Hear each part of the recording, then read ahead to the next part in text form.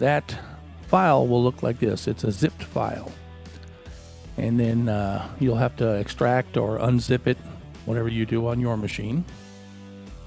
And once it's unzipped, you'll see what's inside of it. And this open file that looks like this can be seen now by AX8 Edit, AxEdit, FractalBot. At least they'll be able to find them for importing purposes. And inside there, you'll have a description page. It's a PDF file. It's got information about the IRs. It's got information about the scenes, any controllers that are attached, kind of what they're doing and what numbers are being used. And there's an IR file with the included IRs if there are any.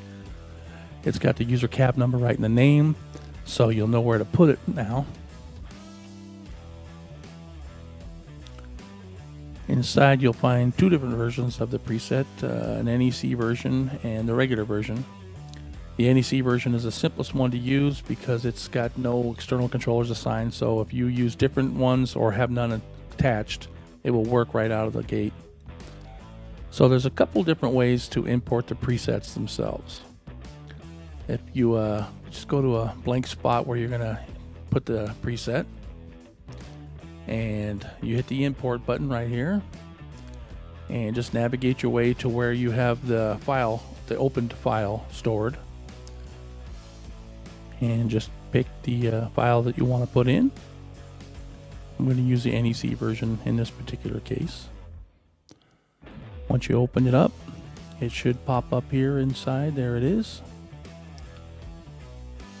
You would save it at that point.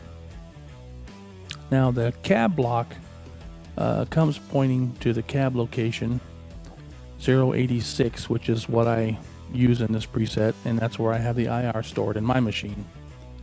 So you will have to import that IR into that location before this is going to sound correct. Now another way to bring in a preset is to go to the Tools tab, select Axe Manage Presets, and you can find the location you want to go and just right click on it, or the PC anyway, and you just click import, and you can navigate to the file like you did and hit save, and it will go right in there. Or you can just drag and drop them in. So you just have to navigate to your file and pick the one you want to do, and you drag it in, and it shows up there red. Hit save, and once it turns green like that, it's now in the machine. And I picked the other version this time so we could verify it changed, because it was the NEC version, and now it should come up as the standard version once it's done. And there it is. So dragging and dropping, very convenient. Now doing the IRs, you have the same options if you're using the Tools tab and go to Axe Manage Cabs this time. And it'll show all your user cab locations. There it is. And once you get rid of these little warnings that keep popping up like that, you can go to where your empty spot would hopefully be. Mine happens to be full, but that's the empty one you would use. And you can actually just right click on it and hit import and navigate your way to the file. And of course, like the other one, you can also drag and drop. So you can find your way to the file and just drag it right into that location. You can tell by the number matches, and it turns red like with the presets. And you just hit save and clear the warnings. And then once it turns green, it's in there. So I just loaded the same one right over the old one, so it didn't do anything.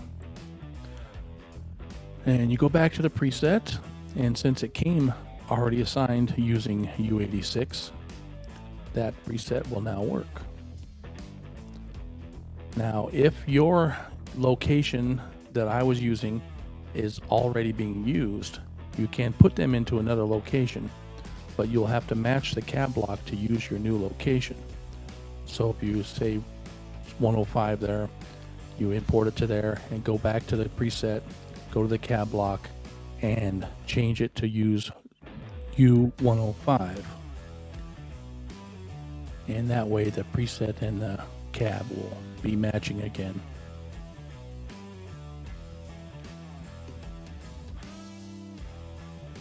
So that's how you put in IRs, that's how you put in the presets. And if you have to use a different cab location, go ahead, do what you got to do.